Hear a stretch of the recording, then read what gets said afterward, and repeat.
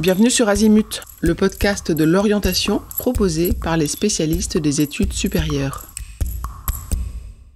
Dans cet épisode, nous allons expliquer comment donner du sens à une matière. Bien souvent, les leçons s'enchaînent sans que les élèves ne fassent de lien ou dégagent une logique d'ensemble. Les enseignants déplorent le fait qu'ils oublient un chapitre sitôt l'évaluation terminée et ne font pas le lien avec les chapitres suivants. Comment faire pour y remédier? Comment donner du sens à une leçon, puis plusieurs chapitres d'une matière? Une technique consiste à déconstruire l'organisation des leçons. L'objectif est de trouver une autre logique, une autre organisation des connaissances que celle proposée par l'enseignant. Cela peut être fait pour une leçon, pour un chapitre, voire pour plusieurs chapitres d'une même matière. L'idée est de faire une carte mentale sur une notion transversale. Par exemple, en histoire, on utilise le fait que certains personnages sont récurrents. On fait alors une carte mentale sur l'un d'entre eux. Par exemple, avec le cours à portée de main, on fait une carte sur le général de Gaulle en y plaçant tout ce qu'on a vu sur lui. L'élève va aller piocher des informations dans différents chapitres pour les articuler différemment. C'est une carte qui se fait au brouillon, le cours sous les yeux, sans consacrer de temps à l'esthétique. Cependant, l'élève pourra décider de mettre au propre une carte dont il juge qu'elle a bien aidé à comprendre un chapitre et en avoir une vision globale. Un élève qui n'aime pas les cartes mentales peut faire cet exercice en rassemblant sur une page tout ce qui concerne une notion, en cherchant à organiser les informations différemment.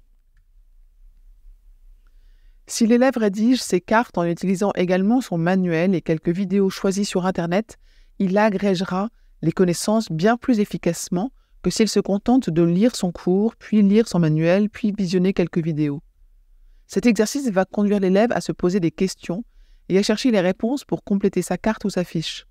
Il va progressivement mettre du sens dans les informations en les organisant d'une façon différente. Il arrive que des élèves disent qu'ils comprennent au moment de l'évaluation en réfléchissant aux questions. Ce symptôme révèle le fait qu'ils ne se sont pas assez questionnés.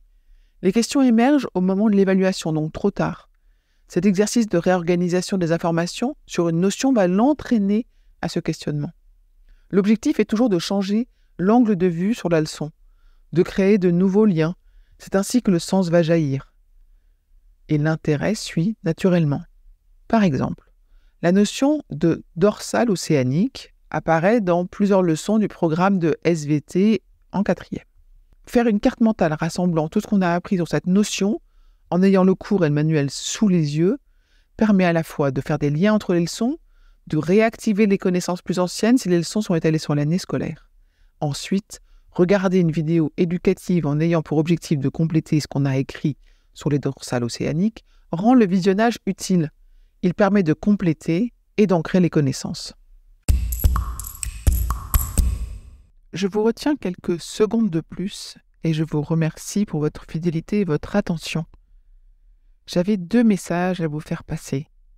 Vous écoutez peut-être ce podcast sur Apple Podcast ou sur Spotify ou sur une autre application de podcast et il est possible que vous ignoriez que le site azimut-podcast.com diffuse l'ensemble de ces épisodes en les ayant organisés et rangés de manière thématique. Ceux qui connaissent ce site sont vraiment contents de pouvoir y écouter sereinement chacun des épisodes et de pouvoir utiliser ce moteur de recherche. Deuxième message, sur ce même site, vous pourrez vous abonner à la newsletter. La newsletter, je l'ai surnommée l'hebdo de l'orientation. C'est une newsletter qui, comme son nom l'indique, est envoyée chaque semaine, le mardi pour l'instant. Et c'est dans cette newsletter que vous trouvez les indications des nouveaux épisodes, des guides que nous diffusons et de temps en temps, nous vous annonçons les masterclass, les ateliers, etc. que nous organisons. Bref, je vous conseille vivement de vous abonner à cette newsletter. À très vite et encore une fois, merci de votre fidélité avec Azimut. Parlons orientation.